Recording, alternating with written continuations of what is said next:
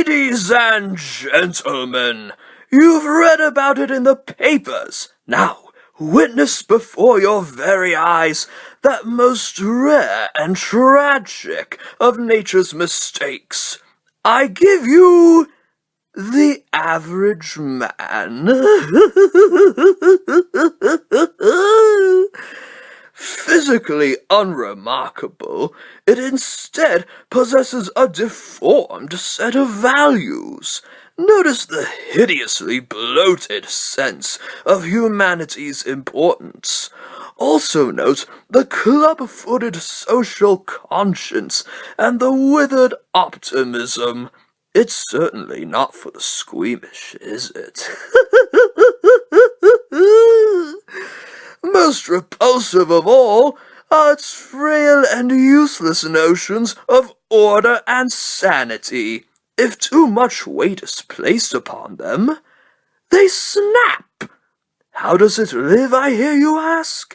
How does this poor, pathetic specimen survive in today's harsh and irrational environment? I'm afraid the sad answer is not very well. Faced with the inescapable fact that human existence is mad, random, and pointless, 1 in 8 of them crack up and go stark slavering boogaloo. Who can blame them? In a world as psychotic as this, any other response would be crazy.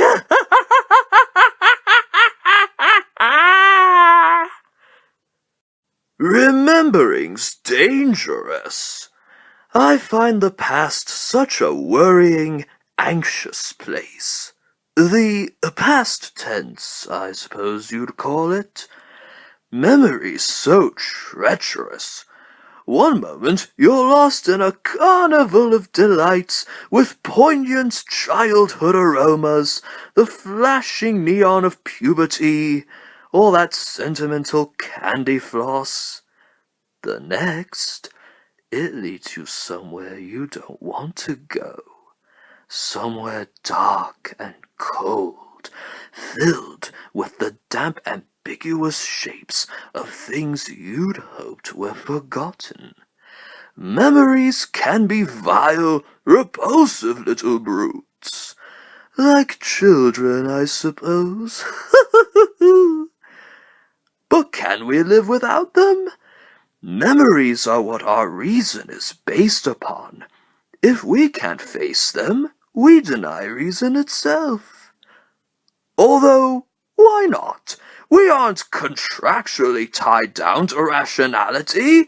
There is no sanity clause.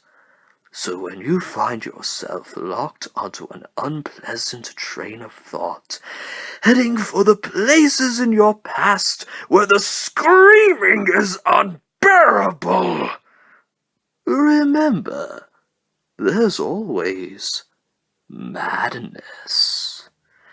Madness is the emergency exit. You can just step outside and close the door on all those dreadful things that happened.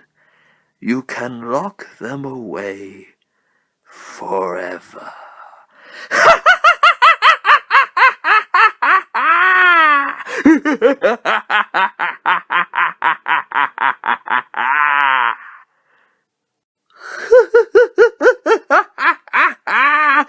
Life's a bowl of cherries, and this is the pits.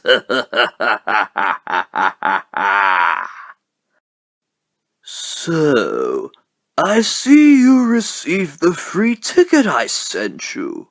I'm glad. I did so want you to be here. You see, it doesn't matter if you catch me and send me back to the asylum. Gordon's been driven mad. I've proved my point.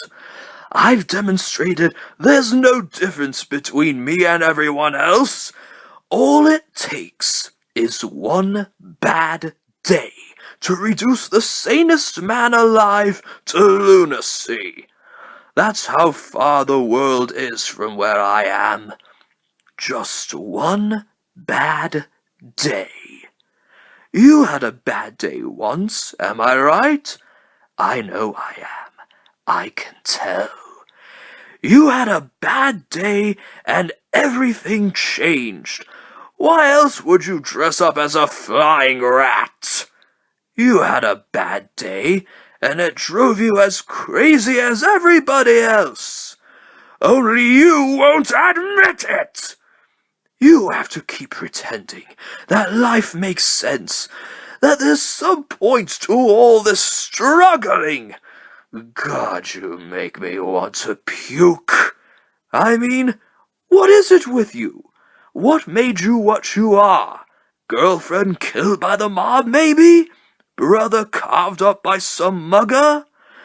Something like that, I bet. Something like that. Something like that happened to me, you know. I'm not exactly sure what it was. Sometimes I remember it one way, sometimes another. If I'm going to have a past, I prefer to be multiple choice. But my point is, I went crazy.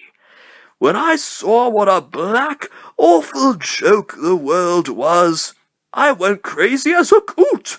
I admit it. Why can't you? I mean, you're not unintelligent. You must see the reality of the situation. Do you know how many times we've come close to World War III over a flock of geese on a computer screen? Do you know what triggered the last World War? An argument over how many telegraph poles Germany owed its war debt creditors. Telegraph poles?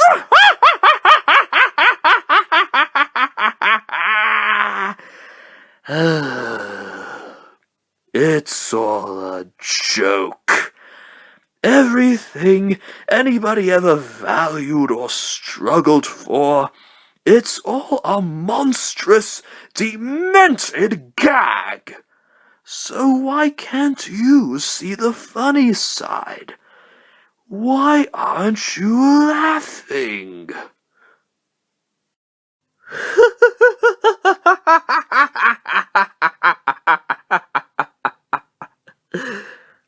You know, it's funny.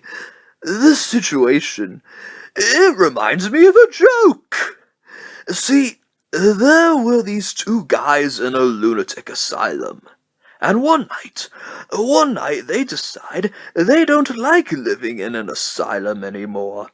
They decide they're going to escape. So, they get up onto the roof, and there, just across this narrow gap, they see the rooftops of the town stretching away in the moonlight, stretching away to freedom. Now the first guy, he jumps right across with no problem. But his friend daren't make the leap. You see, he's afraid of falling. So then, the first guy has an idea. He says, "Hey, I have my flashlight with me. I'll shine it across the gap between the buildings. You can walk across the beam and join me." But the second guy just shakes his head. He says,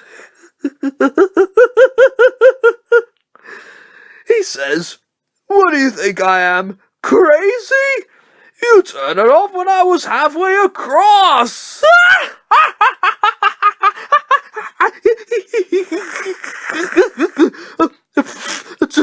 Excuse me.